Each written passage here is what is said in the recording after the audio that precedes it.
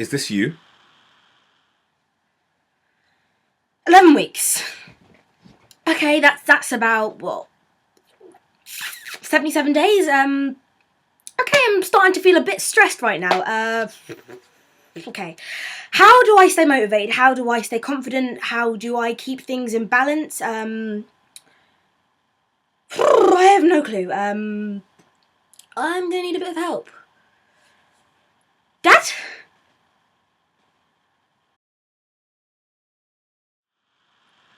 Okay, welcome to episode 2 of How to Ace Your Exams.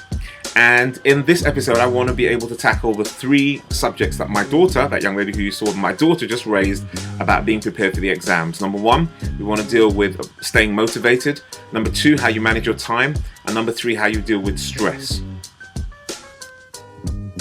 So let's jump in with number 1, being motivated. Now, I remember going to a speech one time and hearing a guy give a presentation about how students should stay motivated. And his phrase was like, if you don't pass your exams, then the rest of your job, you're going to be saying, do you want fries with that? Now, personally, I don't use that as a motivation because I actually think that there's nothing wrong in working with McDonald's, because McDonald's has an opportunity for you to be able to be managers, to be able to go and run your own restaurant, and then you'd be laughing at those people who said to you, do you want fries with that? However, I think there are other ways and means that you can work on staying motivated. Now, first and foremost, I think it's going to be really difficult. As my daughter said, there's 11 weeks going up until you do your exams.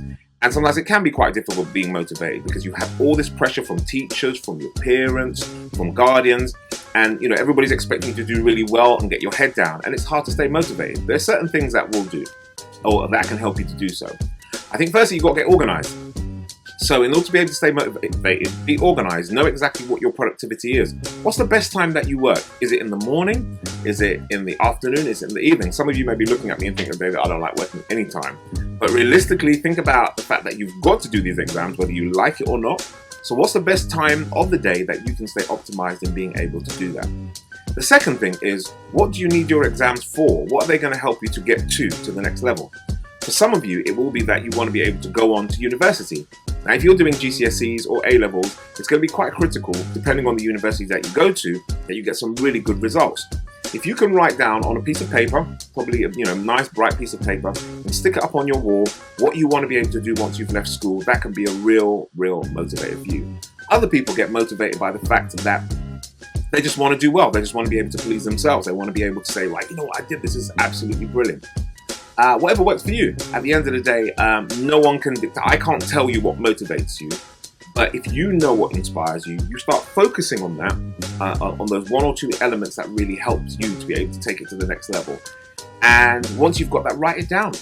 What would you like to do? Some of you may be motivated by the fact that once it's done, you're going on a summer holiday, or you'll be able to chill for 8 weeks. Whatever it is, write down what inspires you to be able to get these exams over and done with. And not only that, but think about the learning. There's a lot of stuff that you're going to learn about yourself, how it's going to be able to discipline you. And the final one I'll say is just think about other people motivating you. One of the reasons I'm doing these videos, this series of videos, is to be able to motivate you over the next 12 weeks.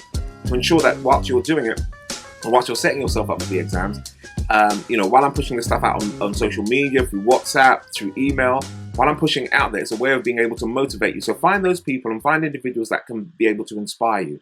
And it's more than just having those, those little quotes on Twitter, like, today I'm going to be the best person in the world, fly to the moon, and if you, whatever.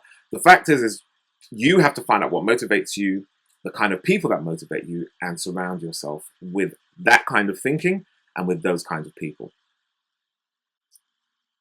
The second one I want to talk about is your time management. Now, I kind of talked about that a bit more in the last one when we were talking about exam timetables. But I want you to start thinking about your revision timetable. Now, I use Google Calendar. I love Google Calendar because it syncs with my phone.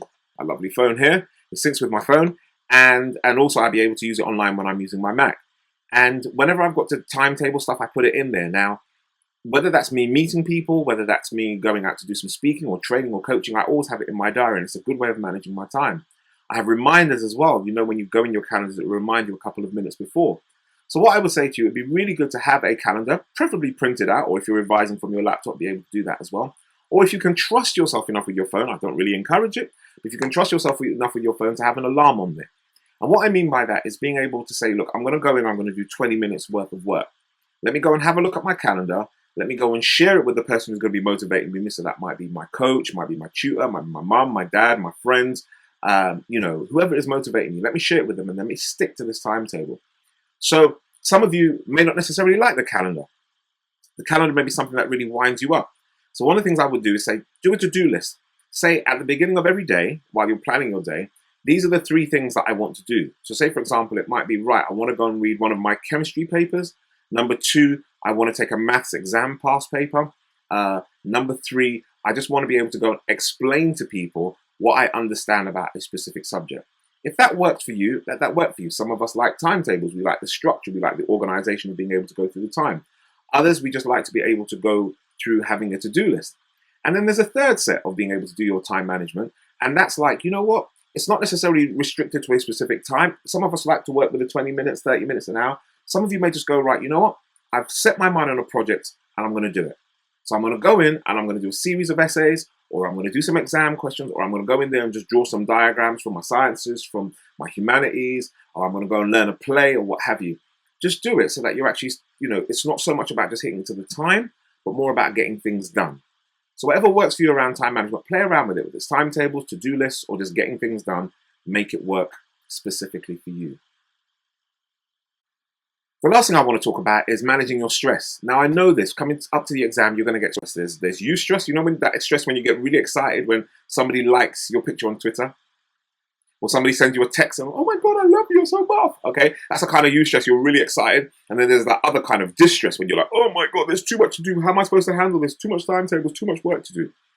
And the key is in being able to identify when the stress happens and how to deal with it. Now, the eustress one is obviously when you're all excited, and we know we get excited with that stuff all the time. The distress one, here are ways and means that you can actually handle it. Now, a lot of times we get stressed because we put a lot of pressure on ourselves because we're not prepared. So I know you'll hear it time and time again, but get plenty of sleep. I don't recommend, and this is me personally, do not study after 11 o'clock at night. Unless you're that real kind of, person that really likes to go through into the night. I say to people, at least by 11 o'clock, cut off. And what do I mean by that? You want to give yourself and your brain time to rest and relax and sleep. Sleep is really good for you. I'd also say making sure that you drink lots of water. I know some of you might, you like your soda and your fizzy drink or your vodka. But it's really important for you to be able to just have, a good diet, drink plenty of water, and have some good sleep. Be prepared. Another way of dealing with your stress is to be prepared. One of the reasons why we do have a lot of stress is because we haven't managed our time or our energy or our resources properly.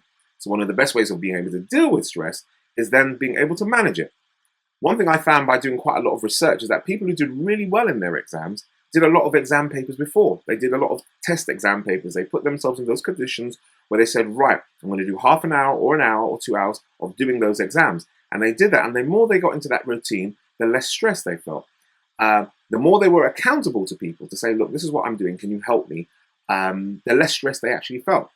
So there are ways and means. And as I said at the bottom, as I always do on Twitter, I'm going to put my Twitter address here. I'm actually going to change it up. I'm going to put the generation one instead of my own personal one. There are ways and means for you to be able to manage your stress, to stay motivated and manage your time. And these things are going to be critical. Now it's half term, make the most of it. Plan as much as you can. Do the activity. Go and chill with your friends, but make sure you organize your time as well. Some people say to me, Dave, how many hours should I do a day? Even when you're on holiday, you don't have to do more than 5 hours. Realistically, 5 hours of intense, and when I say intense, you can break it up into half an hour, 20 minutes. Some of you may go to an hour. Break it up into those specific sections, but do at least 5 hours a day and spread it out during the day. And make sure you're in that space where you enjoy the learning as well. So I want to wish you the best. And as I said in this second one, just think about how you're going to manage you.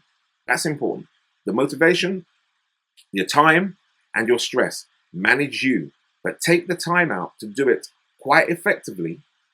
Take some time out to sit down how you're going to map out what's going to happen over the next 11 weeks. And stay motivated. Thank you for listening, and I hope this has really helped. Peace out.